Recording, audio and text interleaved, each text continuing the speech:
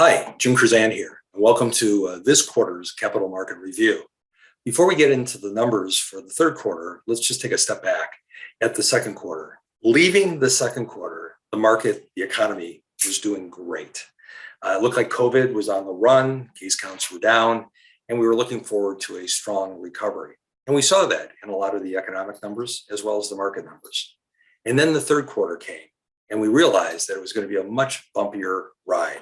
And that's exactly what we saw with the advent of the Delta variant and the effects it has had on travel and entertainment, as well as the concerns about supply chain and the effects it is having on inflation, as well as manufacturing. All of which caused the third quarter to be a bit bumpier. And as a result, the market actually slipped a little bit. Dow Jones was down a little over almost 2% for the quarter. So as we look into the fourth quarter and the end of the year, it's really a question mark as to what we will see. Will we see continued growth, much like that of the second quarter? Or will we see more sluggishness and some bumpiness because of the issues that we recently mentioned? So as we do every quarter, we assign a theme. And this quarter's theme is reaccelerating the economy. Now, I could easily have titled it Reaccelerating the Economy with a big question mark, but we hope that as we see the kind of economic strength that we have, and we see the coronavirus dissipate, we hope to see the kind of economic growth that we saw in the second quarter and less of what we saw in the third quarter. So before we get into the numbers, let's just remind ourselves why we do this. We think at the end of the day, the economy matters. What happens with the economy drives consumer confidence, drives stock market valuations, drives portfolio valuations, and generally drives how we feel about our portfolio and our general wealth. So when we talk about the economy, we want to dissect it into a number of major components. We want to talk about growth. We want to talk about the job market, corporate profits, inflation, and interest rates. All of these meld together and have a huge impact on where the market is and where it's going. We do this as an attempt to answer a couple of questions: where we are now, and more importantly, where we're heading. When we're managing money, we try to get a number of things right, but especially these two. We want to have a firm idea of where we are in the economic cycle. And we also want to have a strong opinion on what's happening at the Fed. More on this a bit later. When we look at our agenda, it's fairly short. We're going to talk for a moment or two about the pandemic. We'll talk about the pace of the recovery. We'll talk about fiscal and monetary policy and the effects it will have on the long-term health of our economy. We'll talk about the stock market and equities, the importance of diversification, and all the while we'll point out some risks and perhaps some opportunities as well. So let's get right into it. Let's talk about the pandemic. This chart we've used a number of times. It is current through the end of the quarter, and it gives us an idea of kind of where we stand today with the pandemic. The chart on the left is a 7-day moving average, and it talks about confirmed cases as well as fatalities. What a difference we've seen in the last several quarters, certainly since the early part of the year. We had a huge drop in cases and fatalities right up through the first quarter, well into the second quarter. And then we were introduced to the Delta variant, and case counts started to rise and rise rapidly. And we had all kinds of concerns about masking, returning to work, etc. And now, the last several weeks, we've seen those case counts drop again, and we've seen fatalities start to drop as well. And the drop is precipitous. It is significant, and we hope that continues. If there's a negative that I would put forth, it's simply the fact that weather is cooling, and generally we're more inclined to be indoors, and it's easier to pass the virus back and forth than as we're outside, as it was during the spring and summer. The chart to the right talks about our progress toward immunity. And it takes into consideration three important factions within our society. Those that were infected and have never received the vaccination, they have natural immunity. Those that have been infected and subsequently got vaccinated, and those that have been vaccinated but have never carried the virus. And when we stack all three on top of each other and look at where we are today, we will see that 80% of our population has some degree of defense. Might not be protecting us against getting it, but it certainly is helping to protect us against getting very sick. Will it prevent people from getting very sick? Absolutely not. There will still be some who will be sick just because of comorbidities, as it would be with flu or other viruses as well. But this is an important point. We're well inside that percentage that many would suggest represents herd immunization. So the positive on this, at least as it relates to this pandemic, is it's nearly impossible to imagine a situation where we would have to go back to lockdown as we did before because of the degree of herd immunization we have. Let's turn to the recovery now. And we can't really start a discussion on the recovery without first talking about the government's finances. I find this chart really quite interesting and a bit disturbing. The chart that you're looking at to the left with the stacked boxes, the first set of boxes talk about our budget, our spending, where we spend money in our economy. And you'll see that the government spends money primarily in two big areas: Medicare and Medicaid, 26% of our spending, and Social Security, 22%. Imagine half of our government spending is in those two areas. The second box right next to it talks about where we get our income from, all the money that we use to pay for these things. Taxes on consumers, folk, is 42%. Corporate income taxes represent only about 6%. Social Security is about 25% of the revenue received. It's a pass-through. It gets spent out the other end. But the sad thing is, in spite of all the money that is being collected, 21% of our budget is unpaid for. 21% we need to and expect to go out and borrow money. That's a huge number, and it tends to cause diminishing growth rates on the economy. Now, there's a lot of things factored into this, a lot of assumptions made, and some of those might just be flat out wrong, and they can have a big impact on exactly how much we need to borrow. The Congressional Budget Office is suggesting that we'll see 6% GDP growth next year. That might be quite robust. They're expecting Treasury bonds to be about 1.9. That's probably a good number. It's about 1.6 right now. Inflation to drop to 2.7 from over 5. That's a little robust. And the unemployment rate to drop to 4 from well over 5. That might also be a bit aggressive. One thing I also want to mention, which I guess you could spin positively, is the chart on the bottom on the right. It talks about our debt, our national debt, referred to here as federal net debt. And you'll see at the end of the year, it's projected that our net debt will be 99.7% of our GDP. That's actually down from what the number was projected to be just 6 months ago. At that point, it was expected to be well over 100%. I think it was 102.7. What this shows us is that we actually got greater GDP growth this year than we were expecting. And that greater growth exceeded the growth of borrowing. That's a plus. But in spite of that, the projection still expects that we will be well over 100% over the course of this decade. And that becomes problematic as well, because the more debt we have, the more of our gross national product of what we produce has to be used to cover debt service. And it becomes problematic. It helps to slow down GDP growth. When we talk about GDP growth, it's been, anemic for quite a number of years. The trend line for GDP growth is only about 2%.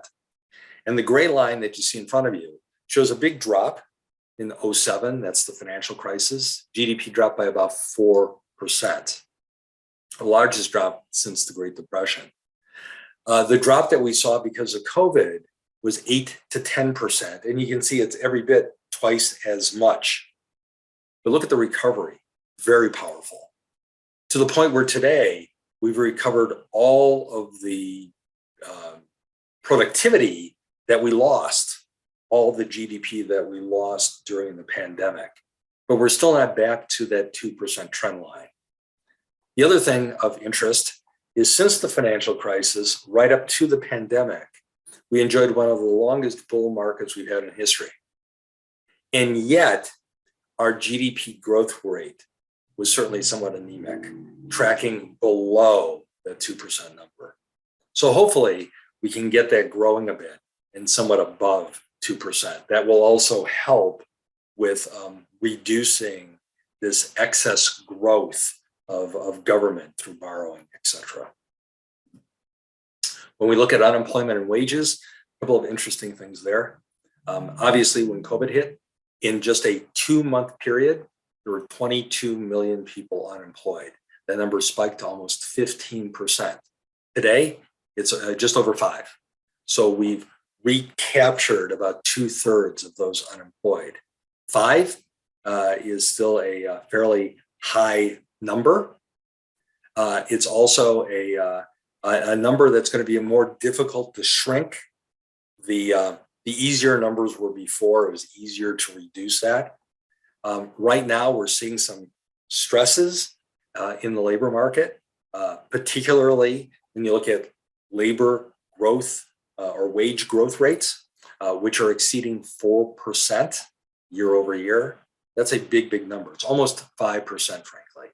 And we haven't seen a number that large until the very early 80s. 40 years ago was the last time we saw that kind of wage rate.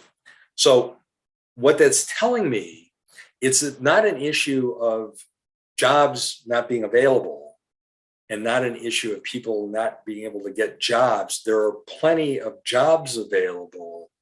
We have some constraint in terms of worker force. And that might be a function of extended unemployment, fear over COVID, pushback on vaccination mandates. It might be because of affordable daycare, et cetera. But that's not an easy fix. As you know, I've been doing this for nearly 40 years, and I can't ever remember a time where the unemployment rate was a function of people not wanting to work or not having the ease to get to work. It's always been businesses pull back, the number of new jobs available gets shrunk until we get through a recovery. So it'll be interesting to see how they shrink this number. Remember, Congress is thinking that number drops into the 2s or so very soon, 4 into next year. So we'll see what happens. When we look at earnings growth with respect to corporations, huge. This year, year over year, earnings growth was 64%. That's an incredibly large number, largest in the last 20 plus years. And it's also been a very rich number because most of that came from an expansion of margins, meaning improved profitability, and an increase in revenue, meaning consumers going out and spending. Revenues increased by over 15%, margins by nearly 50%. It wasn't a function of trickery. It wasn't a huge amount of stock buybacks and those types of things. We didn't see much of that at all. So that's really positive. The concern is we have that growth from a very low point a year ago. So the number is artificially high, looks really great compared to real ugliness. Going forward, those numbers are going to be much, much difficult to improve upon. In fact, one might argue that revenue growth or earnings growth may very well have peaked. Not that they won't continue to grow, not that earnings off the S&P won't continue to rise, but at a much slower rate. The rate of change, or the second derivative will certainly be less robust. Inflation is also in the news today, and certainly something we have to be concerned with. Social Security just recently announced that their cost of living adjustment will be almost 6%.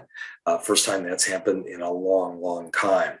When we look at the headline CPI number, it's over 5%.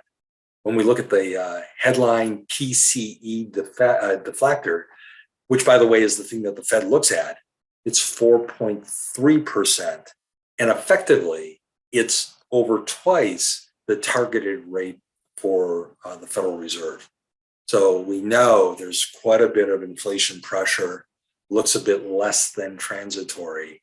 Now we're talking about not having this thing resume to normalcy in 2 or 3 months, as was discussed 6 months ago, but rather now we're talking about seeing a higher level of inflation into 2022 and possibly 2023.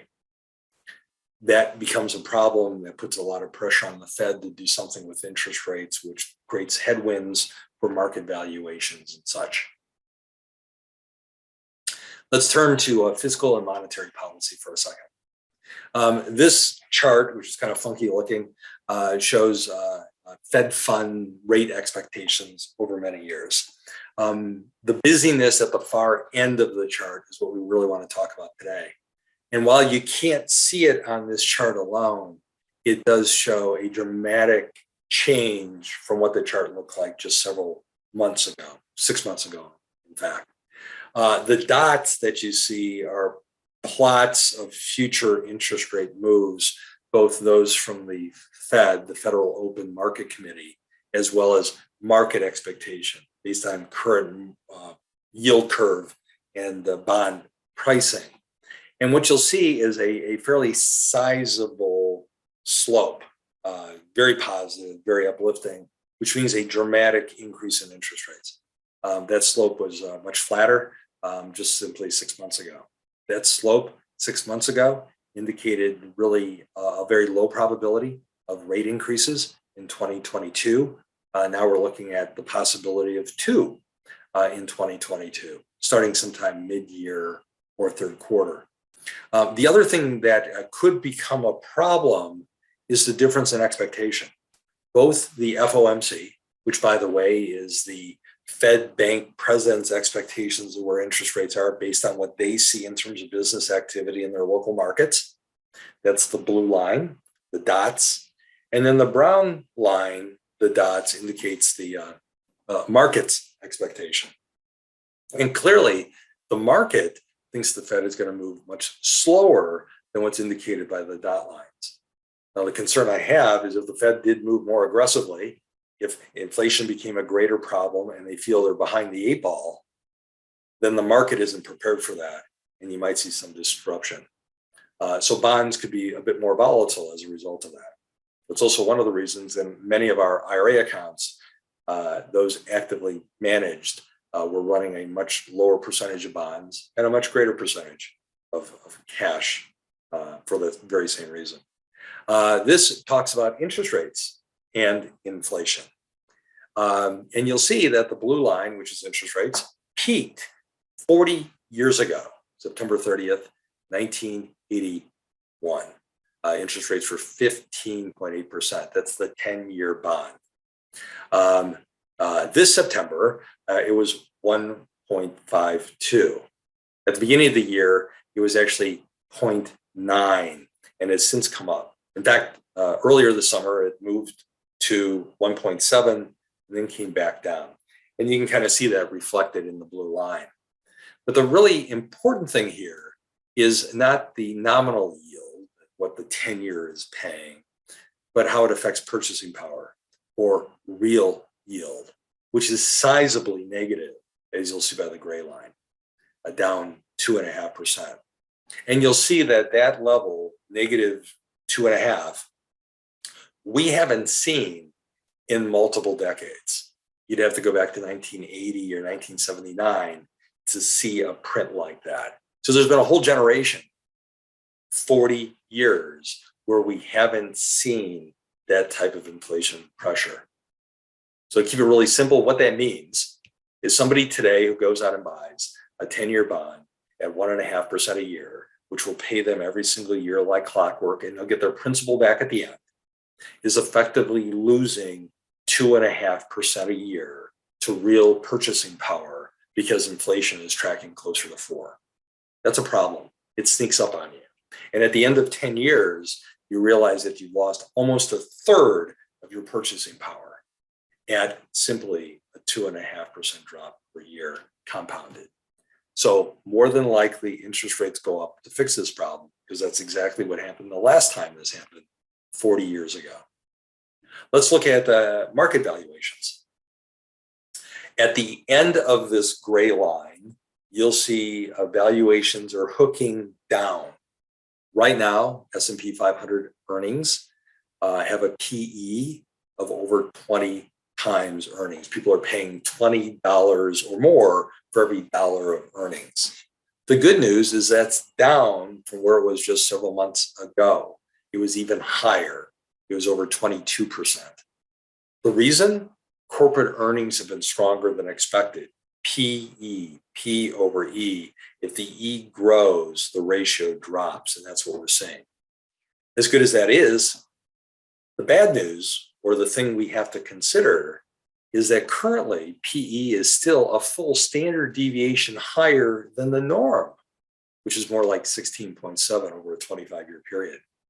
And to make it worse, if you were to look at other valuation metrics, things like the CAPE rate, cyclically adjusted PE, dividend yield, I love dividend paying stocks, price to book, and others, you'll see that in many cases, the valuations today are even more extended. In many cases, they are beyond simply one standard deviation away from norm. In the case of price to cash flow, how many dollars you're paying for a dollar of cash flow, it's almost 2 standard deviations. That's a big, big deal.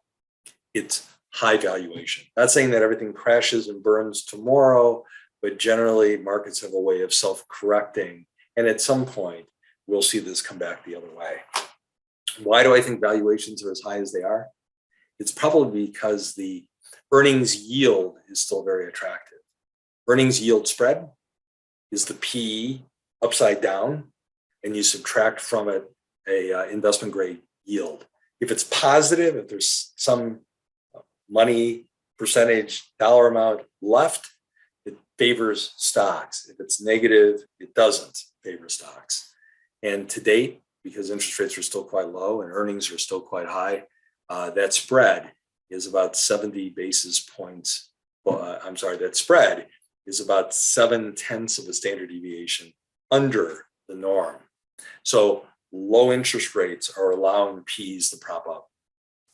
But as interest rates rise, P's start to come down. And that more than likely is what we're going to see. At some point, the market will no longer be able to support these high PEs because we won't have the same yield spread that we have today. Value versus growth. For the last several years, growth has been the big winner. In fact, during the pandemic, growth was the market. The market performed because of growth in spite of value. Think about value as being more industrial, needing a stronger economy. Growth was the big winner. That said, when you look at it on a relative basis, look at it on a valuation basis, value stocks are much cheaper. They have better value, which implies better forward-looking return components. And one of the reasons for that is their correlation to GDP. If you think the economy is going to grow, you want companies that have a closer tie to that growth. And generally, value stocks do. As you'll see on the right-hand side, industrials, manufacturing and such, generally have an 80+% correlation to growing GDP. Conversely, utilities, hardly anything at all. And when you stack up those industries that tend to lean toward value versus growth, you generally have more exposure to GDP improvement and better forward-looking return opportunities. In the case of diversity and portfolio return, international is something that we always need to consider. To date, our portfolios, and I'm talking about our actively managed tactical balanced account, has international exposure of maybe 6%. That's it, 6. Clearly underweight. And that's been a good thing. To date, the international markets have underperformed the US and have done so for several years now. So that's been a good allocation. But when you look at earnings improvement, us versus, let's say, emerging markets or Europe, you'll see earnings are beginning to improve in Europe and emerging markets at a faster pace. As the global pandemic subsides, we'll see other growth elsewhere. And also, just continuing the conversation we had from the last slide, how these industries are closer to GDP growth. Other nations, Europe, emerging market, has a higher percentage of their economy being manufacturing driven. So an improving economy generally improves equities to a greater extent there than here. And then from a pure valuation point of view, they're generally cheap. They're trading at multiples that are significantly below their 25-year trend, as opposed to here, where we're 25% or nearly a full standard deviation above those trend lines. So it's something to consider. Last slide I'll mention regarding the economy is this thing called valuation dispersion. And think about it as it measures on a yearly basis valuations on those stocks that are most loved versus those stocks that are most hated. High end of the range versus low end of the range, and everything in between. And what we're seeing is that dispersion is widening to a point today where the dispersion is about as wide as we've seen, certainly since this chart has been published. When dispersions widen, it generally favors active management, active allocation, doing things that are effectively different than simply riding an index. When dispersions narrow, advantage goes to passive investing, advantage goes to indexing. So we're seeing this widening out, which suggests going forward, portfolios that probably don't look like the S&P might very well perform better than the S&P. And I can tell you that when we look at our portfolio as it is with our tactical balanced account, we don't look a whole lot like the S&P at all. Much more toward value, financials, industrials, to take advantage of what we think are better pricing and valuation, improved economics as well. So getting back to the two things that we have to get right, we think right now the economy is in a recovery stage with more recovery to come. And two, we think the Fed, while still in the loosening or accommodative stage, will start very soon, probably the month of November, of taking some of that punch bowl away. So they're beginning to move toward tightening. It's going to take a while. They're going to reduce bond purchases, more than likely 15 billion a month, starting in November. So they'll be moving to less accommodative. So while it's still very accommodative, even though they're taking some of the stimulus away, they're becoming a bit less so. And we have to take that into consideration. Things we're watching now are still the same things we watched a quarter ago. We're still concerned about coronavirus, COVID, but now we're more concerned about vaccinations, where we are, and pushback and how that affects labor. We're also very much watching economic recovery, what the government is doing in terms of stimulus and spending expectations. We're right in the middle of the whole infrastructure debate, soft infrastructure as well. We're interested to see where the 10-year yield goes. We think it will start to creep up. That's important because as it goes up, it creates headwind for technology and growth. It tends to advantage value a little bit. And then obviously Fed policy. Right now, the Fed is leaning a bit more toward modern monetary policy, where they have no problem with quantitative easing. You have no problem with printing more dollars, as long as the cost of borrowing is less than the expected GDP growth by reinvesting it back into the economy. That works over a period of time, but it doesn't work forever. And when it doesn't, you really get pinched. So we have to kind of watch how that plays out as well. Hey, we're open for business. And if you have anybody that you really care about who think they should be talking to us and they have the same level of care, we'd love to have that conversation. And we'd love to offer a second opinion. Give us a call, reach out on our website, www.kaydanwealth.com, and we'll be sure to take good care of them. We use a process that we patented, the evolutionary wealth process. It starts with a discovery interview, moves into clarity, mutual commitment. We give everyone a clear understanding of where they are from a retirement readiness perspective, but more importantly, what that engagement might look like with our firm. And as we move through the cycle, we get to maintain discipline, which is the cadence of meetings that many of you enjoy with myself or other team members. Again, any questions or comments, please reach out and call us at 810-593-1624 or www.kaydanwealth.com. And with that, I want to thank you for investing your time with us today. Many of you I will talk to over the next several months, but if for some reason our paths don't cross, I want to wish everybody a very healthy, happy, and prosperous holiday season and new year. Talk to you all again real soon.